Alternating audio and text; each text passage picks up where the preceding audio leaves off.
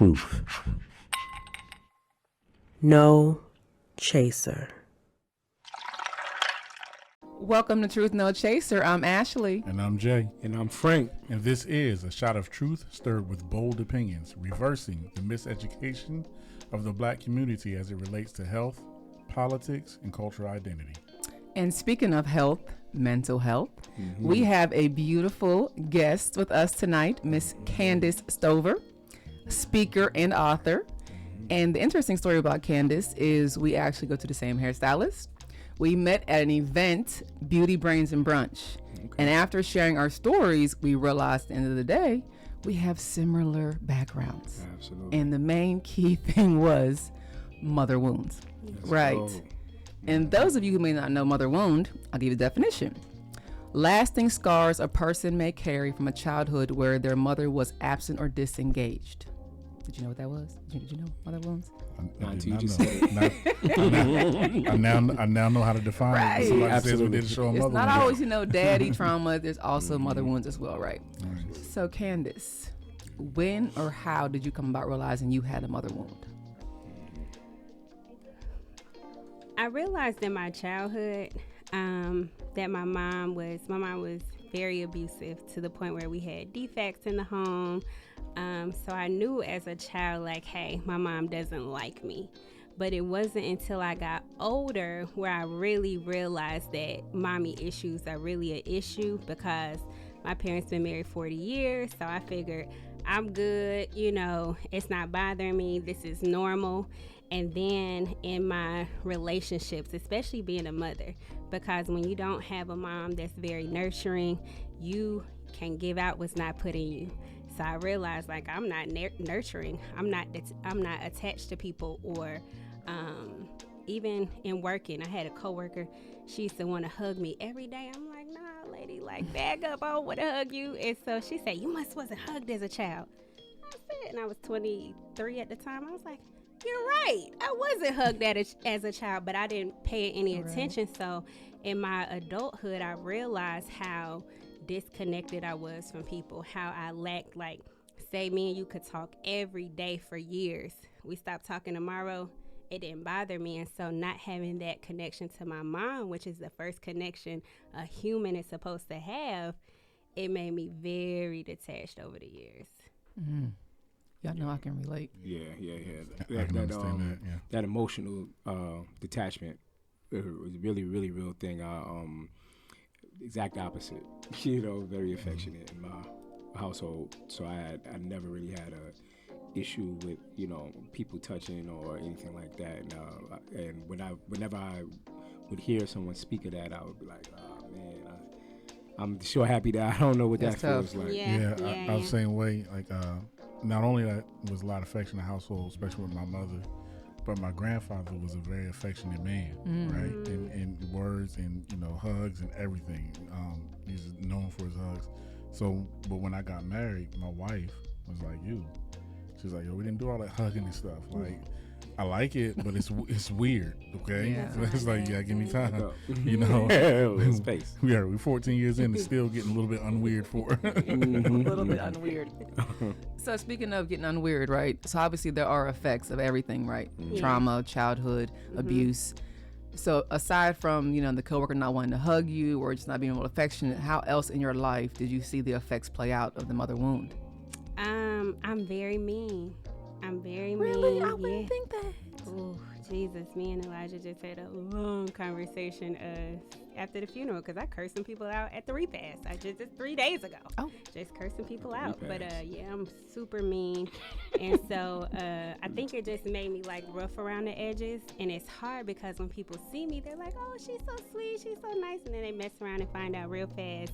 And so I think that now on this side of it, I remember one day just talking to my son, and I was like, you know what? I am very thankful that my mom made me so hard, because, she was in the street. She was doing drugs, selling drugs, doing her thing. And as she said at our event, she always had me with her. So I know what it's like to come out of trap house and count 10,000 as a kid, And so it made me want to be part of the streets. It made me be callous to committing crimes. I've done time before because I didn't have that, oh no, you shouldn't do XYZ. My parents knew I was committing crime, and they were like, well, let me get $5, let me get something, you know.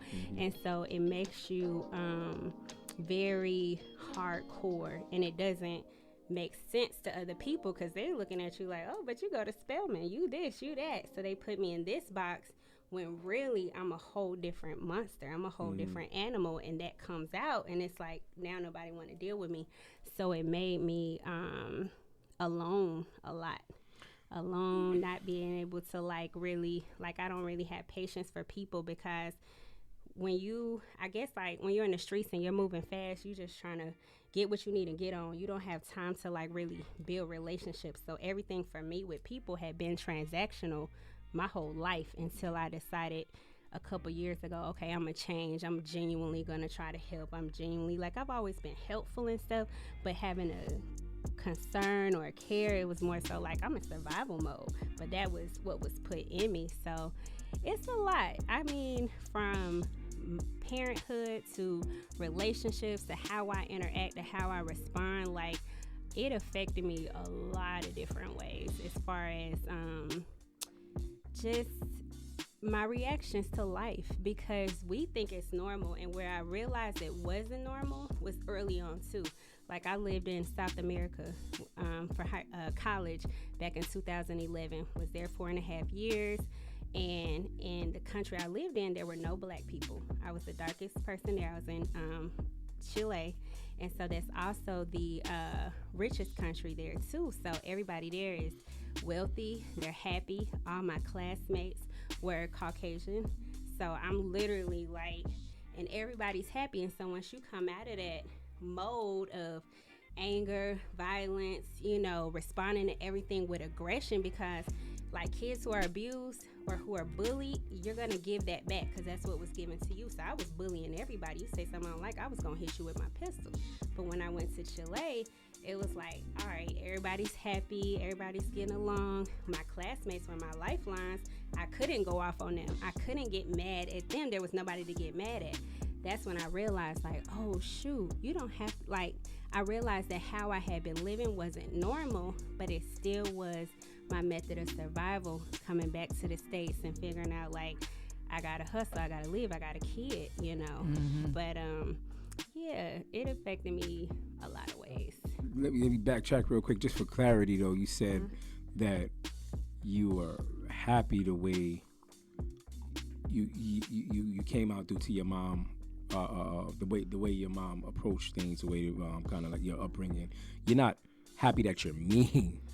You're not happy. I'm glad you asked me that because I didn't finish that statement. So, what I was explaining to my son is because I have this nice disposition. Like when people see me, they're like, "Oh, she's so sweet. She's young. XYZ." People always try me, and I feel like with my mom making me rough around the edges, I'm thankful because you ain't nobody pushover. Exactly. I was gonna say that's why I wanted to. I wanted to make sure that I was say you happy with me. Okay, no. But you need it because I feel like people see a pretty girl, whatever, they like, oh, I can get over. She's green, XYZ. Oh, she went to Spelman. She book smart. Now I'm glad I'm street smart. I'm glad she put hustle in me, survival in me. She put that guard around me to where can't nobody get nothing over on me. So you can go to the mechanic and nigga ain't gonna be able to tell you like you need for oil change, right? Try Jesus, nigga. Yeah. I got you. Look, pray with me, don't play with me. For real. This is that. Nah, that's what's up. I'm all too familiar with the DFAC scene. You had mentioned that earlier. I used to be a residential counselor for a group home. I actually still am side job, but the one that I worked for is closed down. But anyway, I vaguely remember one of the children there. He didn't even laugh. Same exact thing. You know, as far as like, you know, instilling that, you know, you laugh or you cry, sign of weakness. And, you know, no matter how funny things was, everybody could be busting out laughing hysterically in the house. And, you know what I'm saying, he just like, maybe like chuckle and stuff like that. He like almost like you heard him to laugh, to show any sign of like positive emotion. Right. You know, so and just people in that situation, you know, again, just back to my heart hurts because I'm like, you know, like no child should be raised, you know what I'm saying, on such coarse, you know, exterior, like, you know what I'm saying, like you gotta be, you know, tough all the time, and like, you know, raised with a mentality like everybody's a snake, so watch out, and you know what I'm saying, like I don't even think children should be thinking that Right. at a certain young age. You understand what I'm saying? Yeah, So yeah. I mean, like, you know, but you know, it all molds us to who we are. You know, I mean, it turned out well, right? You know what I'm saying? That's why we're here, why we here, by the grace of God, why we here Right. now talking about it, right? Right, So, right. And with the mother wounds, because you are a mother as well yourself, Yeah. right? And we know from learning about it myself, I know it's passed down, right? So I knew my mother had issues because her mother had issues that she didn't heal from. Yeah, So it has to stop with somebody, right? And you being a mother, are you shifting it? Or are you changing the course? Like, how do you see anything playing out from your childhood, from your Right. mother, Is it the same? with your son? Yeah. So, I was abused. So I was abusive. So my son just turned 15 2 weeks ago. But I stopped putting my hands on him and whooping him when he was 10 because I would take it too far. And so I remember the last time I whooped him, I called my dad crying like, man, I'm turning into mom. I'm abusing this boy. Like, I took it too far. And when he's like, well, what'd you do? And I told him, he was like, okay, yeah, you took it too far. Like, don't do it again. And so I just didn't want my son to hate me. I didn't want him to have that resentment and things like that. So by age 10, I stopped putting my hands on him. By 12, I got him into counseling. He got 2 different counselors, put him in, you know, the Big Brother program, got him extremely active. And so I just said, okay, ever since he was little, because he's been through a lot. He's been through mainly all that I've been through. And so I was like, all right, let's just build better memories. Let's try to make it better. So now, though, the thing is he's actually getting in trouble a lot. And so it's hard because when you stop putting your hands on them, they lose that fear and you actually lose control. And so it's trying to figure out, like, I try to say, well, I'm going to sell your shoes. Because, you know, they got the resale store now. Like, boy, you got 3-4 pair of Balenciagas. I could go trade in for a purse. You feel me? And I say that's not working because he's at that age. And with him, he was homeschooled from 3rd grade to 9th grade. Now he's a freshman in high school, becoming social. He really likes to follow the crowd. So my mom, she used physical abuse, but she used a lot of verbal abuse. And I feel like that's like the worst because I remember everything she said that was jacked up, right? I can't still feel the body slams or the ass whoopings, but I definitely can remember all the words she said. So it's like I try to make sure I'm super conscientious about what I say to him, and I reverse it. It's like, okay, and I let him know, like, because now I understand that, like, and we'll probably get to this later about the healing part of it, but a lot of what I went through allowed me to understand that what my mom was doing wasn't her, it was the spirit she was dealing with.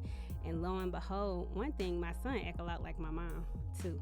That's a hard part because, like, my mom always played the devil's advocate. It don't matter what, if I say the sky is blue, she gonna say it's green. My son the same way. So it's like, you know, I gotta raise my mama, you know, like, y'all need to be with each other. She need to abuse you, and you see how you make it through, you know. But yeah, so that makes it hard, but I'm conscientious to let him know, because nobody really likes to deal with the core of it. Like, hey, you dealing with a spirit, you know, I can pray for you, I can fast for you, but you got to be aware that what you are dealing with is outside of you, and you're gonna have to pray. You're gonna have to really do something, because other than that, it's like nothing else is really working, you know. And so I just make sure I speak more so positive. Like, he got actually, the administrator called me the other day, come get him. So instead of putting my hands on him, instead of cursing him out, I took him to the lake and I had him write on a piece of paper, what do you desire most? So he's like, oh, I desire to have a social life, XYZ. I said, okay, what feeling are you trying to achieve the most? Oh, I want to feel happy, XYZ. I said, okay, how can you achieve that feeling? Oh, if I'm with my friends. I said, hey, listen, everything you're saying is attached to other people. That's number one. you have to be able to feel how you need to feel by yourself, because life is going to happen, and there's going to be a time when you are by yourself and you're going to have to be okay, right? You don't know what's going to happen. You don't know how life is going to play out, right? So for me and my parenting is more so getting him to think versus, oh, you stupid, oh, you didn't, you know what I'm saying? Versus the verbal abuse. It's like, no, we're not going to abuse, we're going to educate. Therefore, you know, okay, you'll think back, because when mom not around, you'll be like, well, dang, what is my expected outcome? What do I really want? I told him, I said, because guess what, son? All of the stuff you're saying you're wanting, your actions don't align with what you say you want. You getting in trouble at school, but the thing you want most is your social life. You've been homeschooled. You about to get withdrawn from school and be in DIY arts and craft university making stuff at home with me, okay? So if that's what you want to do, you got to be able. So I feel like that does help more than if you try to beat it into them, or if you try to verbally abuse, because all that's gonna do is make them more mad. All they doing is cursing you back out in their head. Now he's scared for real though, because he's like, dang, she ain't got mad. And I'm like, nigga, I can't. Because he didn't know what was going on. He didn't know my best friend's sister was on life support. Like, I ain't even, boy, if I touch you right now, I'm gonna kill you. So before I do that, let me focus on teaching. So yeah, I feel like it's definitely changed with me. So this is so interesting to me, because now we're talking about discipline, right?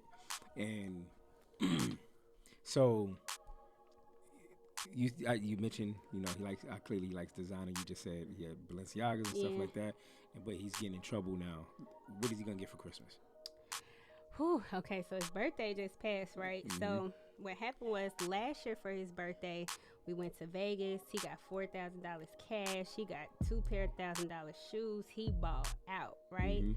This year, I said, I don't want to get this nigga nothing. I actually was not even going to celebrate his birthday. But what happened was, I had my best friend's son, 2 sons, because she was dealing with a death.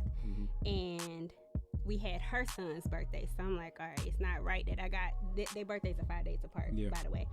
So I was like, all right, what am I going to do? I told my best friend, I said, she asked me, in the midst of her going through what she was going through, she said, friend, what are you going to do for Justin's birthday? I said, I'm going to celebrate it next year. Mind you, her sister is dying. She goes, he might not get it next year. I was like, all right, so we're going to celebrate, she hit right? you with that. Yeah, so we're going to celebrate, right? So what I did was, I said, dang, I do not want to give him nothing. So I said, I'm going to let fate decide. Because I was just going to give him $1,000, let him get what he wanted. I said, I'm going to let fate decide. So I wrote on a piece, I had 4 pieces of paper. I'll show y'all the recording. And you either get, and I wrote it light too, he could have either got $15 for his 15th birthday, $100, $500, or $1,000. Yeah. So he had to close his eyes and pick. I said, I'm gonna let fate choose what you get for your birthday. What did he pick? $1,000. Damn. I'm like, meanwhile, you ain't never hit the lotto a day in your life, but just he got that. I wanted him to get the 15. Fate gonna decide for you, brother. So he got the. Fate should have told you to put that in your pocket. Yeah, give him the other 2 options. He got the $1,000. So I said, I guess it was meant for him. So when it comes to Christmas and stuff, I don't celebrate holidays. So usually what I do is I take him winter shopping after Christmas. That's when everything is on sale, XYZ. Last year was the first year I actually did a Christmas with him. Yeah. But he know I don't really celebrate anyway. So I'm like, boy, I'm not finna go all out, you know. So I probably do the same thing, do like a winter XYZ. But as far as doing as much, like now he want his hair done. I'm like, you better find a ride hook because he got a girlfriend now. Supposedly she drives. I'm like, ask her to take you, you know, because I want him to realize you got this attitude towards mom, but I'm the only one who's going to show up, who's going to do X, Y, Z, who's going to make sure you have what you need. So now I'm like, find a ride, call somebody, do, you know, he like panicking, right? So this week he's really been seeing like, dang, everything I need, I do need my mom, you know. But one thing he said on his birthday, he was like, guys, this is what happens when you don't do the right thing. You get downgraded. And that's what he was telling his friends. And they looking at him like, his friend. Yeah. And then Mikey, my best friend, said, well, you're down. You was already up here, so you're just right here. Right. He was like, I never touched $1,000. Right, Like, right, what right, are you right. talking about? He's Oh, like, you mean well, last year I 4,000 to got. one? Right. Yeah, he's like, last year I got 4,000. I thought I was going to go up this year, So So Jake could probably, just speaking from another thing that you had said that really caught my attention is you said you feel like he doesn't fear you because you stop hitting. Because before, boy, every time I move my hand, he do this. I be like, stop doing that in public. Right. I go to reach for something in the grocery store, he's jumping 5 feet away. Everybody like, dang, are you abusing him? So I'm gonna tell you, you might disagree with me, but I'm gonna tell you from a male's perspective, it probably is more so like he feel like he took the brunt of the beating. That like you understand what I'm saying? Can't get any worse. Like we start smelling ourselves that way. Yeah, the older we get, the younger. Now that he's bigger than me. And like he probably just feels like, oh, I done took, I done took my licks, already. Like, you know what? Shit, I can take on the world now. Now I'm, that's the arrogance Start of a smelling young. yourself. Yes. Yeah. He look at you hitting them now, it's like you getting exercise. Yeah. Let her get this out. Right. She sit there. Like it's like getting stomped out by the white Air Forces. You just sit there, please. You know what I'm saying? Like, you're not the black Air Force energy no more. You know what I'm saying? So, yeah. I mean, it's just a thought. Not saying that I'm, absolutely right about that. But you were mentioning. Go ahead, Jay. I'm sorry. No, I was gonna say, I often wonder about that because I have a 13-year-old, right? Okay. And he's already my height. And I think, of course, I'm always going to be able to body him, right? But you can't, even if I can win the fight, even if I really can whoop him, I don't want to have to be fighting my child, the discipline him. So I always try to the older he gets, I try to hone in on relationship because thank God, like right now with my son, he thinks the world of me. Like our relationship is everything to him emotionally. I love seeing it. If I speak to him the wrong way, it really does crush him, right? And so, like, I always live by this little thing, and I've said it on the show before. I always try to improve my relationship with him in order to make him more of a rule follower. What's the phrase? Rules without relationship are a recipe for rebellion. I like that. And young men at this age, they require. Say it again, Jay. Rules without relationship are a recipe for rebellion. And young men at his age and my son's age, they are, no matter how they show it, they yearn for relationships. That's why he's such a crowd follower. Plus the fact that this dude has to be in homeschool so long, right? But that's why this is so susceptible to being crowd followers. They're yearning for relationship. You know? So every opportunity for discipline, it don't mean you gotta hug them and every time, but it's it's the relationship in all levels means a lot, and that's hard. Right. That ain't nothing easy itself, because you're trying to figure these weird people out. They growing into a new person, they into weird stuff. But that's the thing that I try to balance. Because this young generation, you're right. young generation It's discipline. different. Like I would suggest. Back in the days, I would suggest like you know what he loved Balenciaga. Let him see how it is to rock Asics. Now them motherfuckers like Asics, Right? You understand what I'm saying? So like you can't even that can't even be like a punishment no more. Because that's basically right. They You basically you said you give them Bobos, you give them something with some Velcro, they're gonna find a way to style that, and then like you know what I'm saying? On Like, TikTok, it's gonna be the next because thing. like you said, that's the most important thing to him is. It seems that like most adolescents impressing other people. Yeah. Take that away from them and give them this. Let him not get his hair cut for a few days. Shit, they gonna rock it nappy. Yeah, With he the been hoodie. wearing they wear With the hoodie now, on. the little Nike Yeah. thing. They'll find a way. They just gonna shiesty it up. Yeah, exactly. Shiesty it up. That's exactly what it is. But they wear the Nike ones now, so now they look like athletic robbers. I'm like, Brody, it's got a Nike sign. So That is funny. But I do want to piggyback off of something you said about relationships. So with the hugging thing, I make sure I hug my son every single day. Because I realize, because I know that I'm not a nurturing person, I'm intentional about being affectionate or talking or just being able to read his body language, like, just, you got something, like the other day, I'm like, you got something to tell me, huh? You got a new girlfriend, huh? He's like, yeah, how did you know? I'm like, cause you over there looking all goofy, like, what's up, you know? And so I let it be, you know, where we can communicate, and that's why I'm like, why is he tripping on me where I'm not like a, people say that I am overprotective, like he doesn't have a phone. He's like probably the only 15-year-old in the world with no phone. But I am still. That's tough. How do you do that? Well, he goes to school. If I need him at school, I just call the office. Amen. You know? Hey, you know what? Old school shit. When he's with other, he just went to Six Flags after the funeral the other day with my friend's kids. I just call my friend's kids, you know. I really don't. At home, I do have a home phone too. I'm very old school, y'all. Believe it or not. What's up. So I called a home phone, you know, you when he's supposed to be there, you know. So it's like, people do say like, oh, she's strict or she's overprotective, but I'm very, like, I do everything with my son.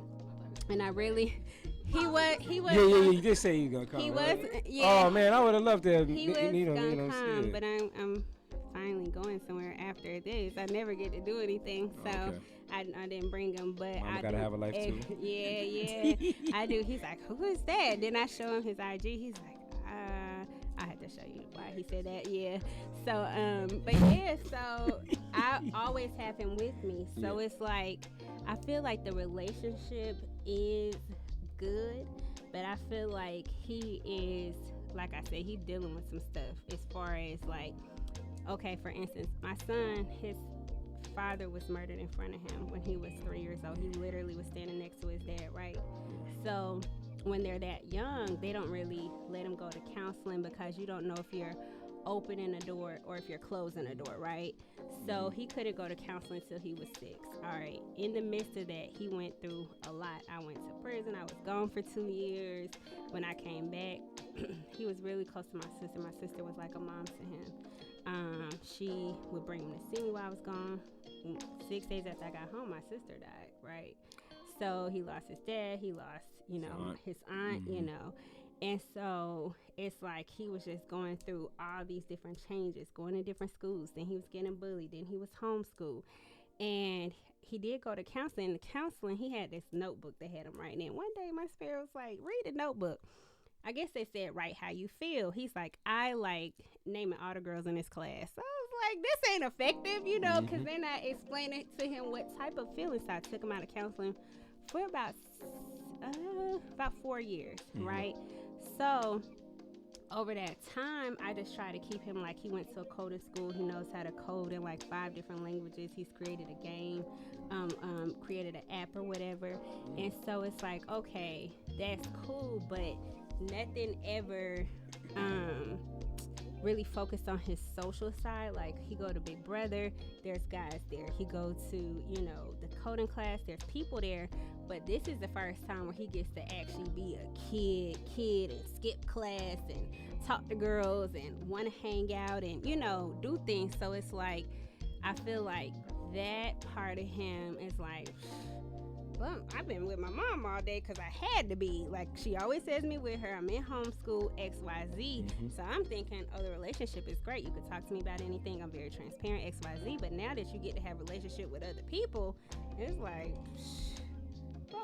what she's talking about. So I feel like that's the part that's like, okay, let me just educate you on your choices and what you're doing and things like that. But I told him, I'm like, I could, like, my mom, like how you said they get big, my mom would just straight punch you in the face. When I started Spelman, I went with a busted lip. She drove me there.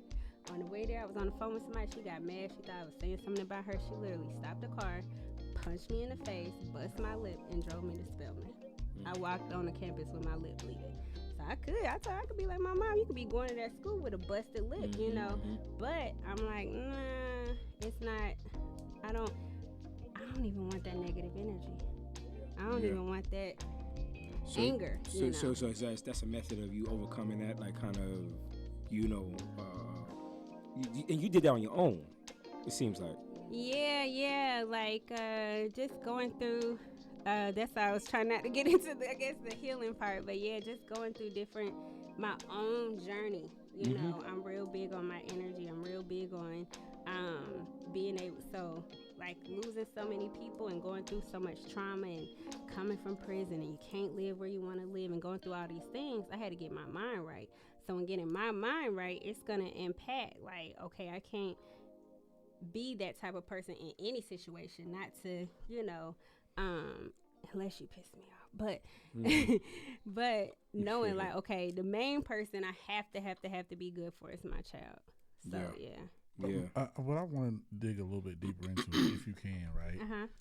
Like you went through, I really latched on to where you said, you know, certain traumatic experiences triggered you to think a certain way, right? And that's like, you know, we had another psychologist on the show, Dr. G. She was talking about how we get used to certain, like our brain emitting certain chemicals that, you know, some of us our brain may have to, you know, emit those chemicals and send those endorphins through our body at certain moments where we have to live in it, right? And, you know, certain traumatic experiences, and if we're not in the midst of an experience, we find ways to make it trigger, right? But I'm listening to you and how you were describing life was, and then we're seeing things on the other side, which we still have yet to get into, but even the way you talk about how you are intentional about how you parent, how you're intentional about your energy, there was a process there. Like that, there was like a digging deep there that had to, because there's a complete shift in the way you just function emotionally and psychologically. And if you're able to articulate it, I'd like to just dig into what that process was like for you personally. All right. So, my sister passed away in March of 2017. So we'll say October 2017. I meet this young lady, random situation, meet her one night, and she's like, hey, let me get your number, XYZ. She's actually trying to holler at me. And so I'm like, I'm not trying to deal with girls or whatever. She's like, no, I just want to be your friend. I'm like, all right, cool. So she comes, she's like, let's go hiking, let's go to Stone Mountain. So she come to get me, I'm drunk. She like, how you gonna hike and you're drunk? Like, you got a problem. And it was like mountain buddies, but drunk is drunk. That's probably not the activity you want to do. She's like, and it's the middle of the day, so she's peeping, I got a problem. I was a drunk. And so she's like, all right. So we take the little sky, we still go to Stone Mountain, but we take the sky bucket up. So fast forward, she tricks me. First she started sending me these YouTube videos, and at that time, I wasn't trying to hear it. I'm like, man, go ahead with that. She was trying about to like sobriety or something? No, she was sending me Lisa Nichols, just positivity. She was sending me positive videos and stuff like that. I got you. And so then she was trying to get me to listen to Abraham Hicks. I don't know if y'all know who she is, but her real name is Esther Hicks. It's Esther and Jerry Hicks. They basically teach about law of attraction. Think about what you're thinking about. Begin with the end in mind. Life is supposed to be fun. Asking it is given. They've written a lot of books. They do a lot of talks, but she never says God. She always says source, right? So when she first tried to get me to talk, I'm not listening to that witchcraft. I wasn't in church, but I wasn't going with that either. I was like, not with that, right? So she tricked me. She was like, oh, let's go to Vegas. I got these free tickets. It's like $1 to fly on Frontier. We gonna get the drop top. I'm like, cool. We go to Vegas. We get the drop top. So we go late. So the next day she's like, oh, we just gonna drive. We actually were not going to Vegas. We were going to Sedona, Arizona. We drove to Sedona. So on the way to Sedona, she gives me a notebook. And she's like, hey, this is your notebook to God. This trip, I want you to just talk to God. I started crying. I was like, but I wanted to gamble. Right. I was wanting to turn up, drink, smoke. None of that was going on. Just hop out the car, right?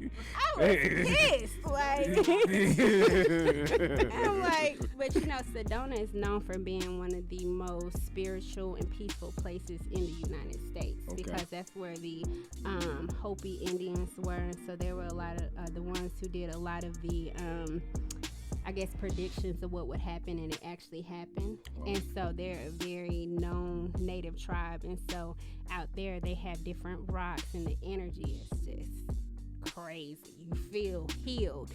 So I went out there, and that really was the start of my journey, and that's when I was able to say, okay, I'll listen to the YouTube videos. So I started listening to Abraham Hicks every single day. I actually listened to her every single day up until 2022 when I saw her in person.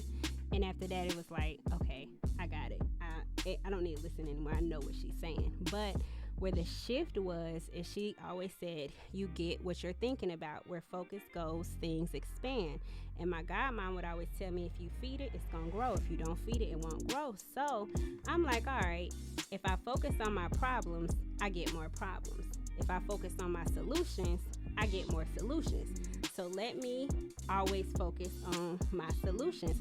So anytime, it's like the first mantra that I actually wrote on my wall was, are you celebrating or complaining? So that's the first thing I trained my mind to do, was always celebrate. If I felt like saying, oh, this sucks, this XYZ, I'm like, okay, how can you find something to celebrate? Then I train my mind to solutions. So somebody call me and say, oh, this is wrong, that's wrong. I'm like, okay, what's the solution? And my mind automatically started reprogramming to problem solution. Like right now, anybody can call me right now with any problem. I'm going to a solution. And so then she's like, okay, if you think a thing, feel a thing, and speak a thing, and it's all on the same page, you're going to attract what you want. And so throughout life, like I have tatted on my side, toda mi vida yo quiero mi suerte. And in Spanish, that means all my life I want my luck. I always thought I was extremely lucky. But what it was I would say stuff like I would say, somebody's going to give me a free XYZ. Somebody's going to give me free this. And I would believe it. I would speak it, believe it, I'll feel it, and it would happen. And my friends was like, man, you practicing magic or something? Like, how do you do this? And so I got several people who could tell you, like, that always happened to me. So I understood what Esther Hicks was explaining was, if you speak it, say it, think it, you attract it. So I was like, okay. I went on that journey, and I feel like that was my practical thinking part of it. Like, just, you don't have to have, right, manifestation. You don't have to have any type of religion. It's A plus B plus C equals your result, right? So then I met a guy in 2018, and this is the next year, and he's like, hey, do you believe in Jesus? And I was like, yeah, but I hadn't been in church and all this type of stuff. He was like, look, you need to get back to God. And so I was like, all right. So I started get back into reading my word and going back to God, but I was living such a just wild life. I was out of prison, still committing crimes, still selling drugs, working at a strip club, working at Strokers in the back, just doing my thing. So drinking every day, smoking every day. I smoked 7 blunts a day. So it was like, okay, I'll listen to God, but I'm over here high, so what y'all want me to do? And then my grandmother passed away. She actually died at my uncle's funeral. And she had a heart attack. You say uncle, this is your my grandmother's only son. The funeral started. My aunt didn't even get through the opening. She was like, my son, and had a heart attack. Right? And so my grandmother was my mother. See, I wasn't close to my mom at all, but I was super close to my mom's mom. Yeah. And so I had spent so much time with her. So that was like, when she passed, I stopped smoking. After that, I had enough clarity to be like, you know what, I want to do something in my life, And so I started my trucking company. Actually, the day after her funeral, I moved into my office.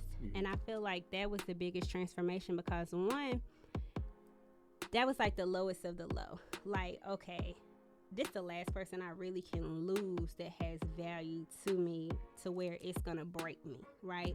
And everybody around me, they did the same thing with my son's father. Like, oh, she going to lose her mind. She ain't going to be able to take that, This going to be the end for her, right? And I was like, yeah, this going to be the beginning. I can't cry no more. And so I just stayed focused on business, started a trucking company. I got off social media for 1.5 years, no social media. Came back, God came to me and was like, hey, you need to start talking about me. You need to, start teaching, because spiritually I know that I'm called to teach. So I'm like, all right. But when I had been on social media before that, I had been like very vulgar, I was dealing with a real bad Jezebel spirit, real heavy seductress spirit. So I would like post pictures like for everybody, family following me, see-through shirts, no bra.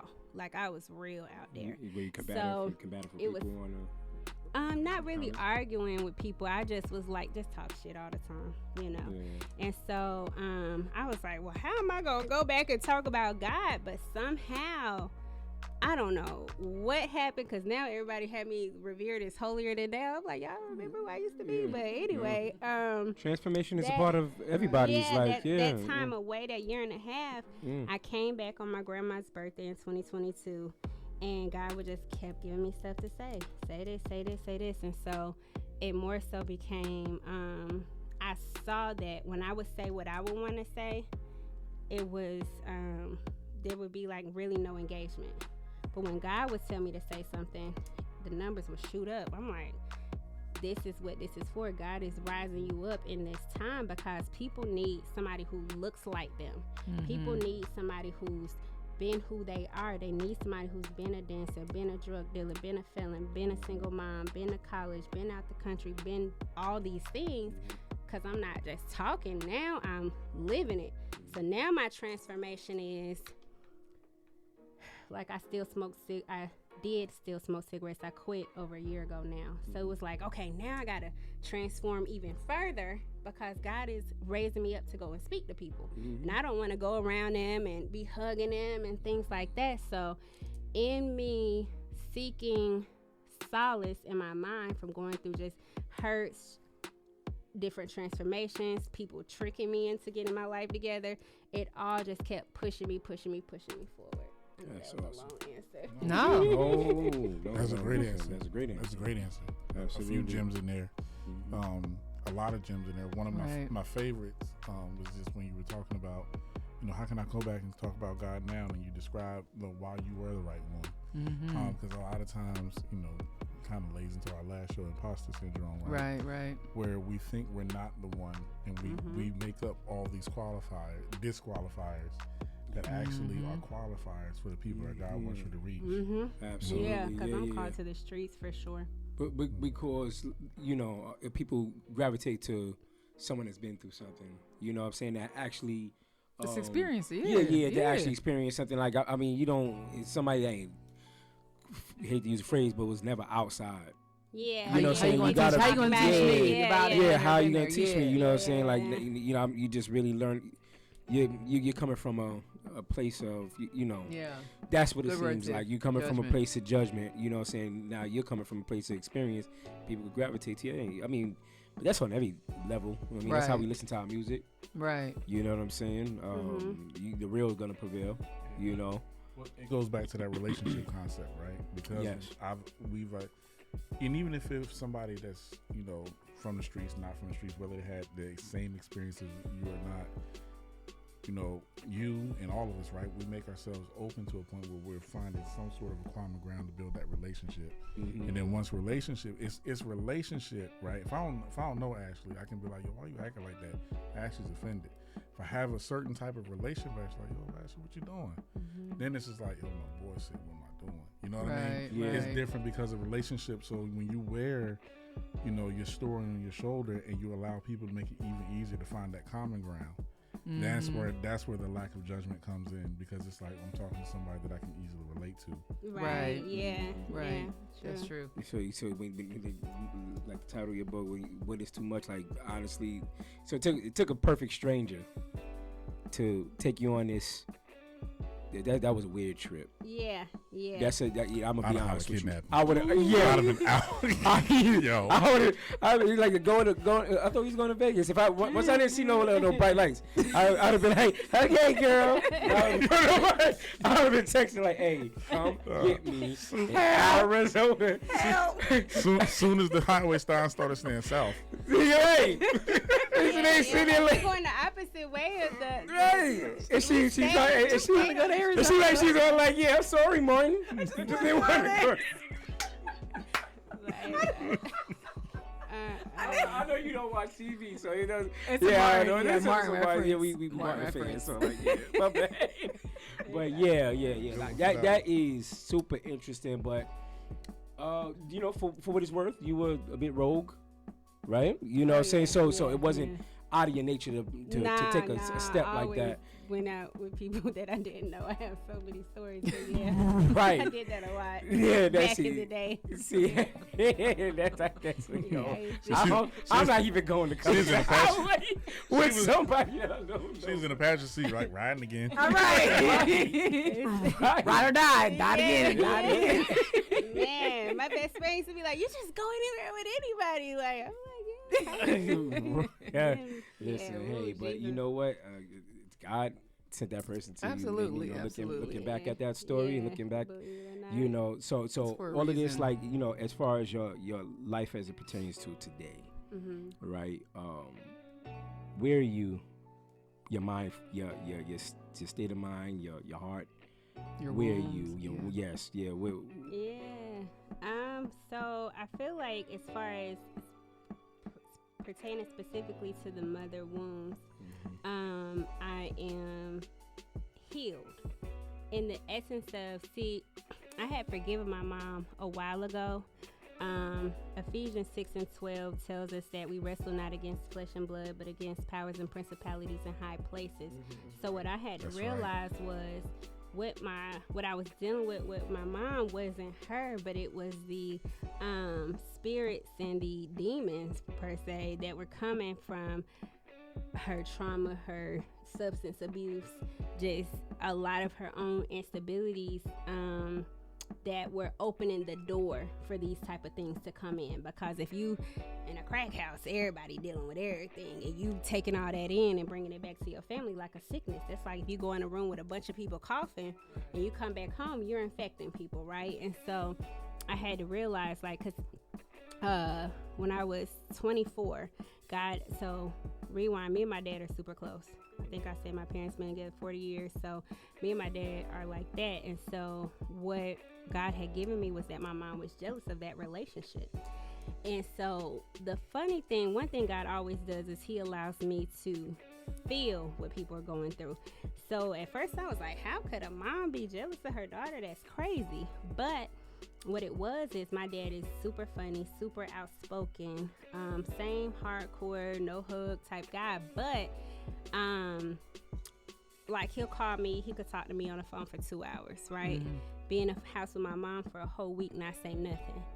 And so then that makes a person say, well, what is it about her? You know, you could talk to her forever, you know. And so me being able to understand the why and where certain things came from and how things happen, that helped me to really not be mad at her. I think what happened is, though, over like when I stopped talking to my mom for like 2 years before when you saw my mom, it was the first time I seen my mom in 2 years. Wow.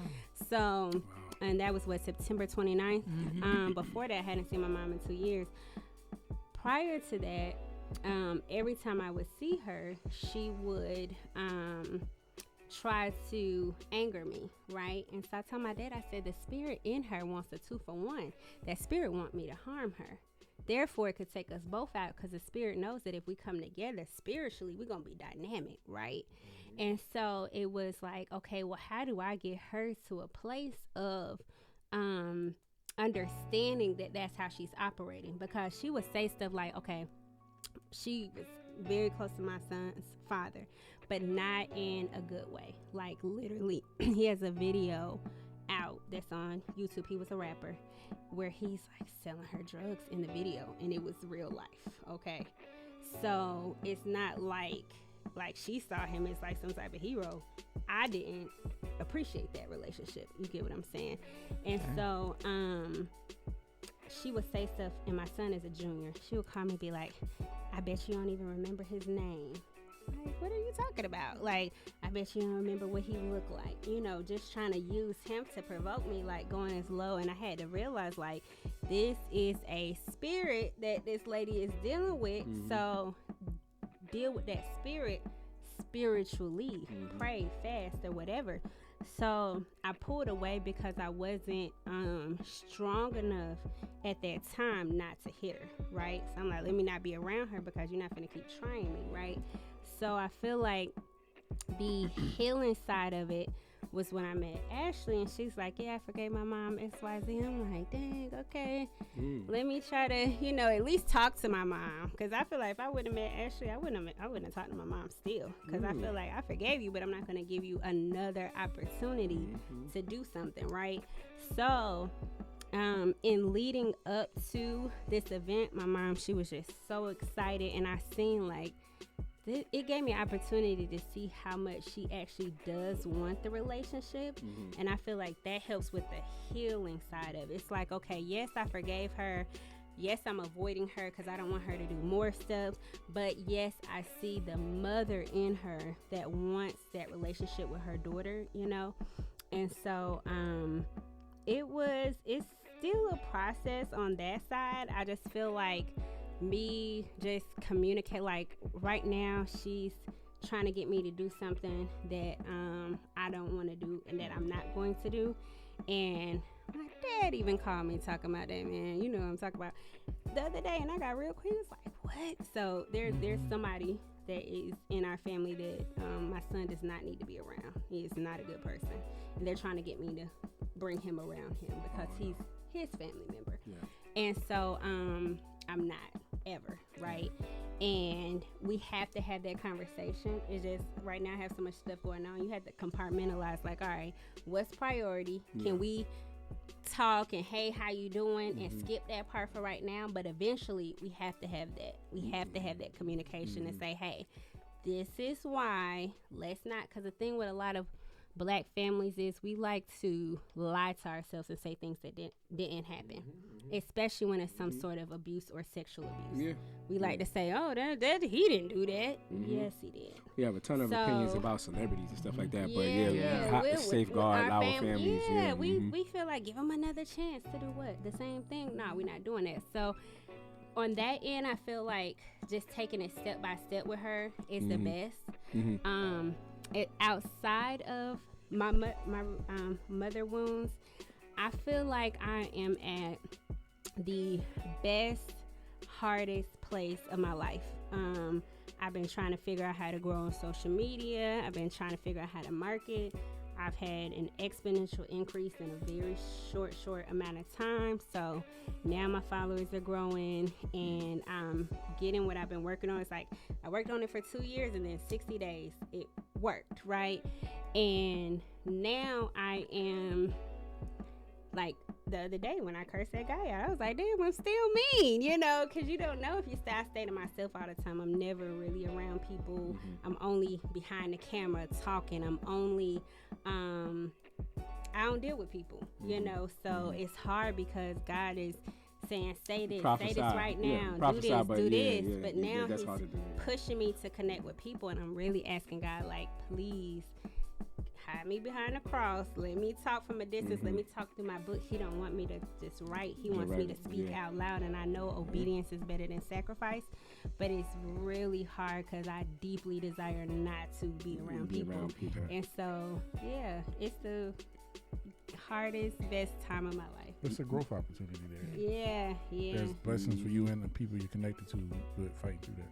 Yeah, for sure. Tiff wanted to ask a question.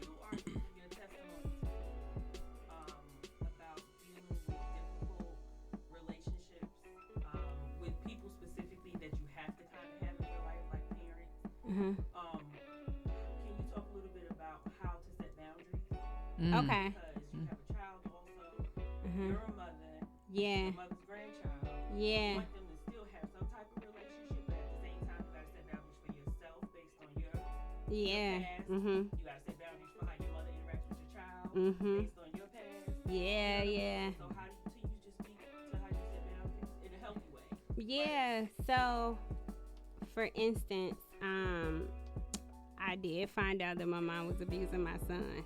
That was very rough. He was like, every time I try to do my work, she hits me in the head if I get it wrong. And that's abuse, okay? So my dad was like, well, do you mind if he still come around, da-da-da? So for a while, the answer was no. But I'm like, only in your presence. So until we can have a sit down, let's talk, you have to have some type of mediator. You have to have somebody who's going to be the accountable person, the watch guard for something like that when it comes to your child. And me setting my own boundaries, for example, she kept texting me after our event about something I didn't want to talk about, and I told her, hey Mom, I do not like to talk about things that I don't desire, because when you talk about anything, you're starting to draw it to you, and I don't desire to draw what you're saying to me, because she was warning me about something, but I didn't realize that at first. And so I had to, tell her, like, please stop texting me. She's like, beware of jealousy, beware of jealousy, beware of jealousy every day. So I'm like, I don't want the word jealousy all in my spirit like that, So the setting the boundaries part was me explaining to her, hey, I don't discuss. I said, because she said, I see you didn't respond to my message. I said, I didn't respond because I don't discuss things I don't prefer. If I discuss it, I'm drawing it to me. She's like, oh, well, thank you for explaining that to me. So I feel like the boundary setting in that with her is just communication. Hey, that's not what I'm on, So, yeah.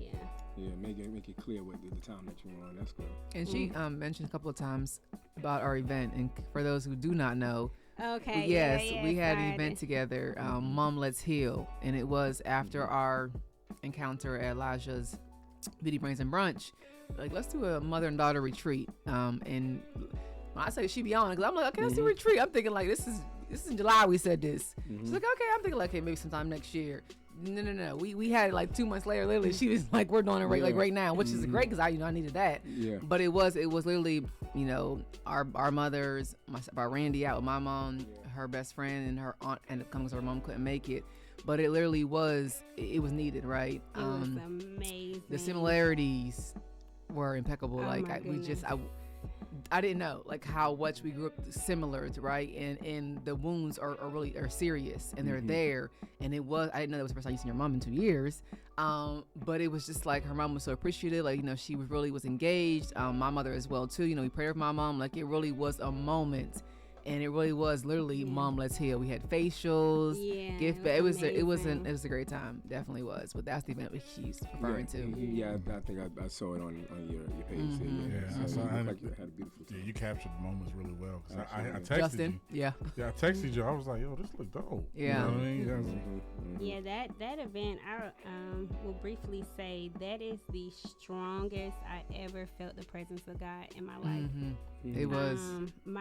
My friend, her mom had actually been sober for a while. She was on drugs for 30 years to the point where she really didn't even raise my friend. So that's why I invited them, because she's on the other side of her addiction. I wasn't quite sure if my mom was still using or not, because I haven't talked to her. I know she went to rehab, but I still wasn't sure. So I was like, okay, having somebody on the other side would be great. Well, the day before the event, my friend, her mom gets into a car accident. So her mom was in the ER during the event, but she still wanted to be a part. So her aunt came. Well, her aunt, we had Ashley and I and Elijah, we curated questions to where nobody would feel guilty. Nobody would feel the need to defend or explain themselves. And so the question that I feel like the glue was Lala, my friend's aunt, because she got the question, what were you missing as a young girl? And her mother had been on crack and heroin as well. And so she was the older version of us.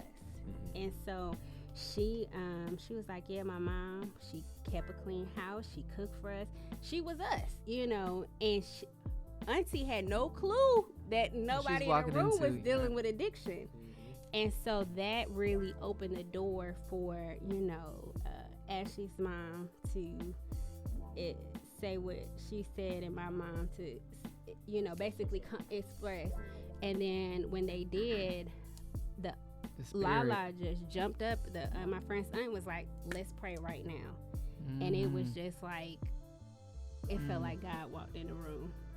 It genuinely felt like God walked in the room. So that healing was just so needed. It's just like, I'm like, we got to do that all the time, because people need it, and people don't have a space to feel comfortable. Like, I didn't expect anybody to admit, like, hey, I've used or I'm using or whatever. I didn't expect that. But for her to be their age and to be like, hey, this happened, and she didn't have a clue at all. No idea. That she really opened up the door. So I feel like God, that was a divine appointment. He ordained for her to be there.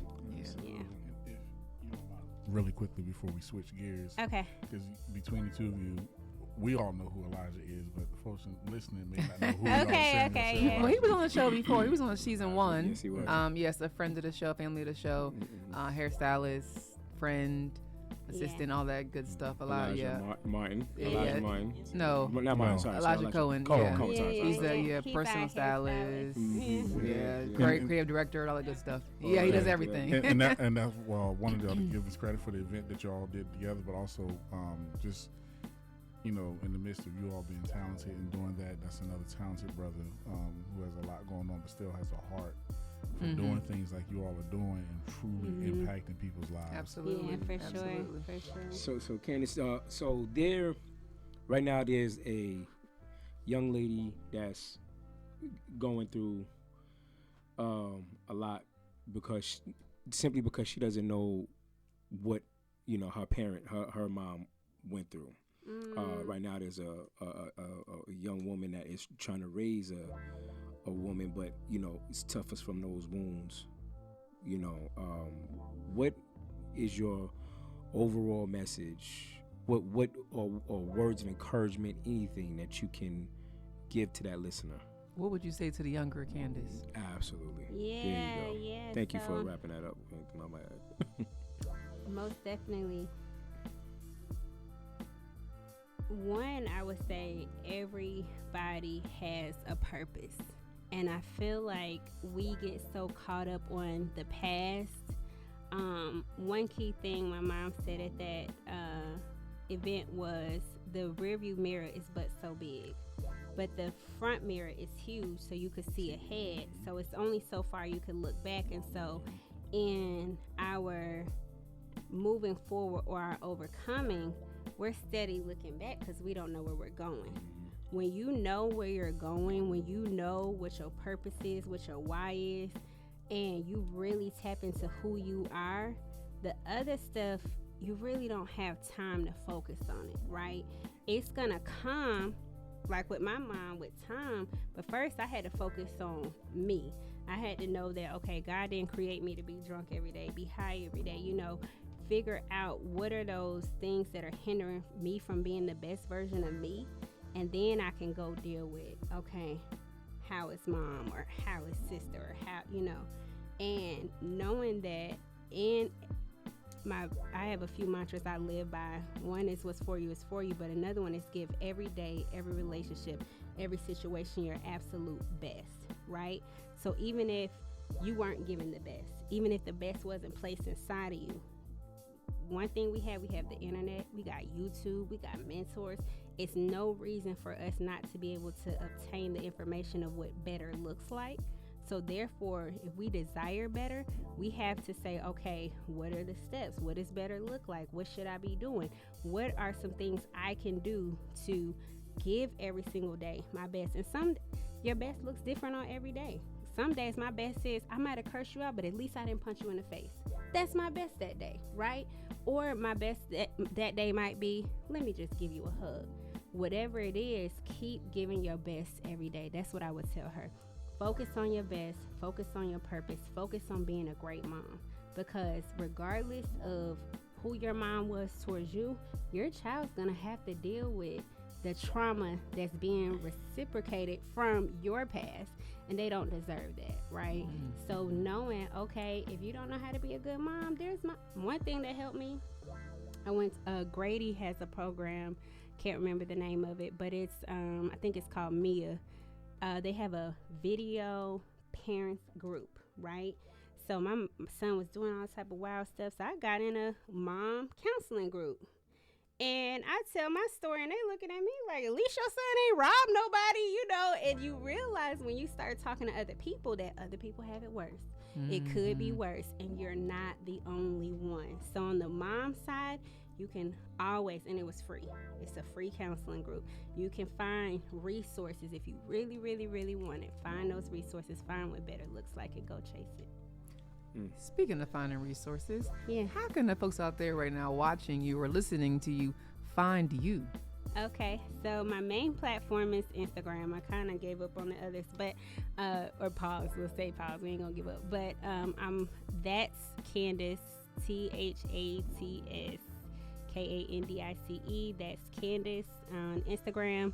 My website is whoiskandice.com.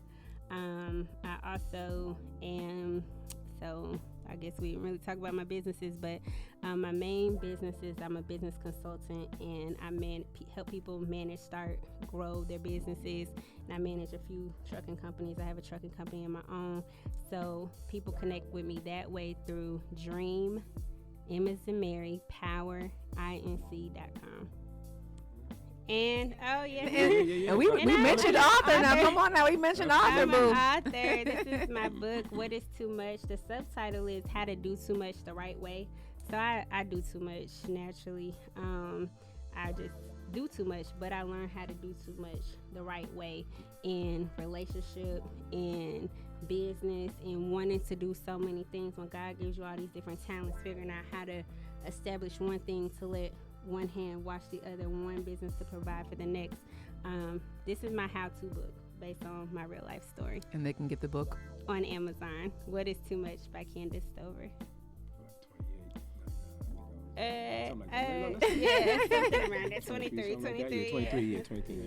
Well, thank you so much, Kandice. You definitely had dropped a lot of jewels, a lot of gems. I appreciate the energy. This topic needs to be discussed a lot more because mother wounds are real. It is serious out there, especially if you are a mother of your own. Unfortunately, by the grace of God, I'm not a mother yet, so I'm getting there. But yeah, girl, I wasn't ready. I wasn't healed all the way. I wasn't healed. Okay, I'm on my healing journey still.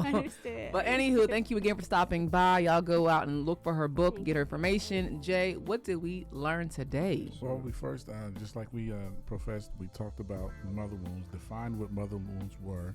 Right, Kandice shared with her story about how she realized she had a mother wound, how it played out in her life.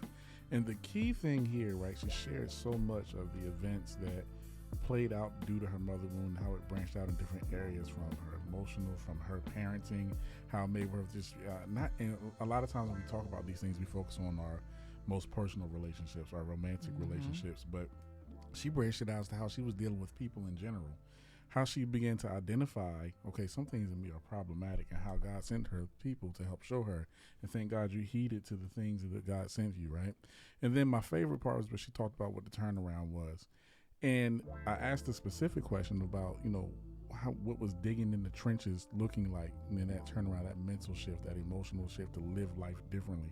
And one thing that you didn't say outright, but you did say, is that there has to be a decision to take command over your life. There has to be a decision to do better and be better. And then once you're focused on that, God will send those resources to you, right? And that's the part of the turnaround. In sustaining that discipline, there's a lot of discipline, self-discipline. I hear it, right, within you. I see it. I'll go on after we get done recording, but the thing is that with that takeaway is that turnaround, it's not just about the turnaround, but also what's sustaining her. Right. After she made the turnaround, we got around to the businesses and the books, right? And the multiple streams of income later on. But this is someone who made a turnaround and is living a blessed life, which also is a different level of intention, right? So what's so beautiful about your story is that you went all the way from, for lack of a better term, from the gutter to greatness, for real. And we get a lot of people on Instagram, on YouTube, and speaking positively, this, that, and the third. I don't judge folks. I don't know their story. I don't know them personally. But the word says, try the spirit by the spirit. And you really are the real thing. And I appreciate that. And I hope others continue to hear your word. So with that said, close on out, y'all. Yes, sir. So this audio version will be available on all of your streaming platforms.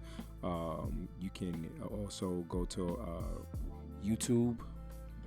YouTube.com/The Truth No Chaser for the video version of this podcast. And again, like Frankie said, if you are listening to this audio anywhere you listen to your podcast, you can download this.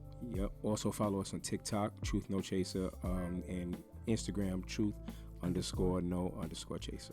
And when you go to YouTube, subscribe. Subscribe. That's it. And until next time, keep walking in your truth, Black people.